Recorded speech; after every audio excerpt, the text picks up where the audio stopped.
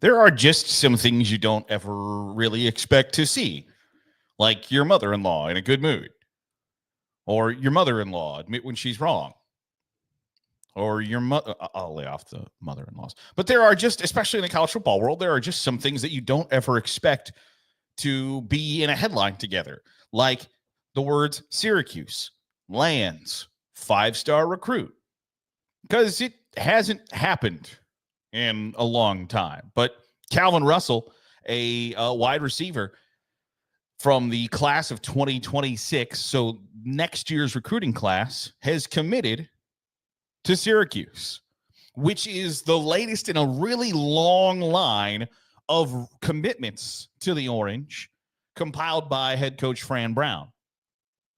They have 26 players committed to the class of 2026. They have another top 300 player overall from ESPN and Cameron Wilson. They have a bunch of 4-star wide receivers, a 3-star quarterback who originally was committed to North Carolina to play for Bill Belichick. And I think this is, one, a really good thing for Syracuse and the ACC both, because for so long the ACC has been Clemson's to lose. And while that has undeniably been good for Clemson, they have dominated that conference for the better part of a decade and a half, working on 2 decades at this point. And that's been really great for them. But for the ACC to polish up its perception around college football, they're going to need to have more than just Clemson and the occasional Miami, Florida State, 10-win North Carolina, etc., to get back to being viewed as even close to on the same level as the Big Ten and the SEC. And I think part of that probably depends on the ACC survival, to tell you the truth, after the dollar figures were released that, hey, in the next couple of years, it's only going to cost Florida State, Miami, Clemson, Georgia Tech, Virginia, North Carolina, $75 million to get out of the ACC and join the Big Ten or SEC. So for Syracuse to be good at football is a good thing for the ACC. And obviously, compiling a bunch of 4- and 5-star recruits is going to be good for Syracuse. But I think there are 2 different reasons for why you see a headline like this. They're like, hey, a 5-star wide receiver, the biggest, baddest prospect to commit to Syracuse since 2000. We're talking a quarter century that this is the biggest player to commit to Syracuse. I think there are 2 reasons for this. One is that Fran Brown is a very, very, very good recruiter. If you go back into the annals of this podcast, and we're coming up on 400 episodes, by the way, which feels unreal to me. But when Syracuse hired Fran Brown, I thought, and I said, he's going to be a really good recruiter, because that doesn't fall off. He was a really good recruiter when he was an assistant at Georgia. You don't become the head coach and forget how to recruit. Now, it might be a little bit more challenging to talk kids into going to Syracuse than Georgia. But if you're good at it, you're good at it no matter where you are. So I thought that Fran Brown was going to get recruits to Syracuse, because that's just what he does. He builds relationships with guys who play football good and then convinces them to come play at his college/university. But I wondered if he would be in that similar vein of guys who have been great recruiters, but maybe not great head coaches. Guys who are fantastic at talking players into coming to play for them. You compile a lot of talent, and then you scratch your head and go, well, hell, I don't know why we didn't win 10 games, 11 games, 12 games. If he would be in that similar vein to, and some people argue this because he's got a national championship, but like Ed Orgeron, not a great head coach. Great recruiter, spectacular recruiter. Damn near every college in America wishes they had a recruiter like Coach O. Not a great head coach. Won a national championship, and that team is viewed as one of the best in college football history, and it wasn't because he was their head coach. And there's somewhat a long line of this, of guys that are good recruiters where haven't ever gotten over the hump, haven't gotten to where you might expect them to. with their recruiting abilities. Ron Zook at Florida and Illinois got some good players. Never really did a whole lot with those pretty good players.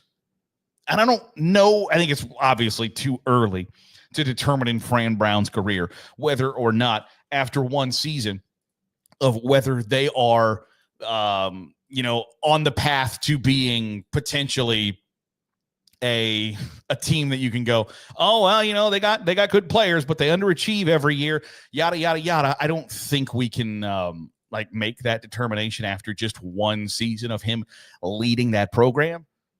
But in his one season leading that program, they won 10 games. And the games that they lost, 2 of them were by 1 score or less. I think the future is really, really bright at Syracuse. 1, because Fran Brown is really good at recruiting.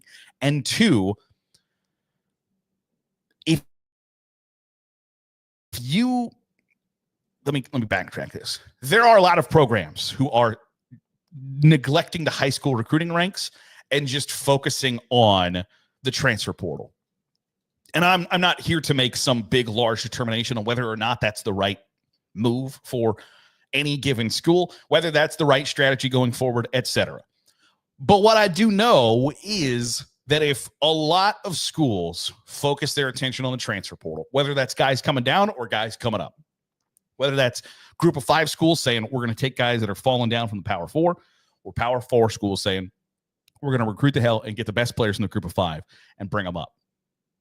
If that becomes the focus, that means there's less competition in the high school recruiting ranks, which means schools like Syracuse, who might not have been a conventional attractive pick to somebody that's a 4-star recruit or a 5-star recruit in the past, now kind of recognizes the lack of options. And that's not to say the high 4 stars and 5 stars, every college in America wants them, right? Like Texas, Notre Dame, Ohio State, Alabama are not turning away 5-star recruits because, well, there's a pretty good transfer from Memphis that's coming in.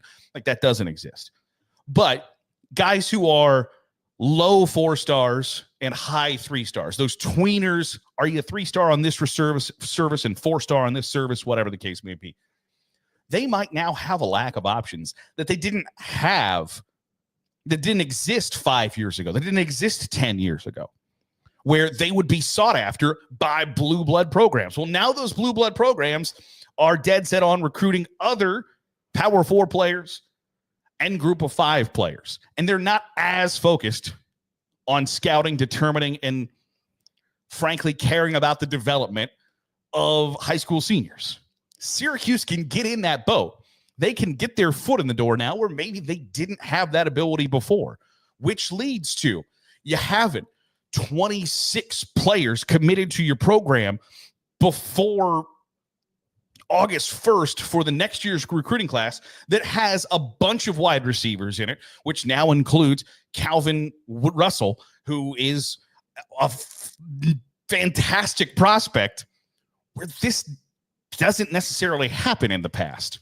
So it's kind of a perfect storm for Syracuse right now, where you have a really good recruiter who has a ton of relationships in the South with programs who maybe aren't as completely interested in recruiting high school players like they once did. And he's got an ability to put a foot in the door and say, hey, in year number 1, we won 10 games. I am now interested in you as a high school player, where some other Power 4 programs might not be interested in you as a high school player. If you come here, we'll develop you. We'll turn you into a spectacular player. And if that turns you into a spectacular portal pickup from somebody else, so be it. I still get to benefit from having you around for a year or 2. It's a win-win-win. So in year 1.5 under Fran Brown, he has completely transformed that program and made them a viable player in the recruiting space, which deserves a ton of praise because Syracuse has had a long storied history as being a really good football program. And over the course of the last 20, 25 years or so, have fallen on some hard times. Dino Babers had some good teams at Syracuse, maybe not to the level that Syracuse fans would have wanted him to have, because I think there was some decently high expectations when he became the head coach. But for Fran Brown in year number 1 to win 10 games and now have a really good recruiting class before the transfer portal, before you start adding or considering what the transfer portal for next season might look like, etc., I think the future's really, really bright for the Orange. And I think that should be viewed favorably by the ACC and not so much as the teams who have been somewhat power brokers in that conference, the Clemson, Florida State, Miami, North Carolina, to a lesser extent, should be somewhat, I think, worried about what the future for Syracuse looks like. Now, I'm not saying that they're a national championship contender or anything like that. I think it still might be a couple of years before, even if you keep stacking recruiting classes similar to this one, that you could say, okay, Syracuse is a legitimate player here. I don't think they're that. But can they be a team that consistently finishes in the top 3-4 of the ACC, compete for conference championships, and compete for college football playoff spots? I think it's hard to argue anything other than that right now. And that should be really, really exciting for fans of the Orange. Want to know your thoughts. Do you think Syracuse can become a power player in the ACC under the tutelage of Fran Brown, or was year number 1 an aberration and things aren't going to continue to stay at that level? Let me know your thoughts in the comments below about the Syracuse Orange. That'll do it for today's episode of the Daily Huddle. Appreciate you making us a part of your day, however it is or wherever it is you're doing so. If you're watching on YouTube, hit the subscribe button. Make sure you're getting all the great college football content we're pumping out. If you're listening on the podcast feed, drop a 5-star review. It goes a long way in helping out the channel. I'll see you tomorrow for another episode of the Daily Huddle.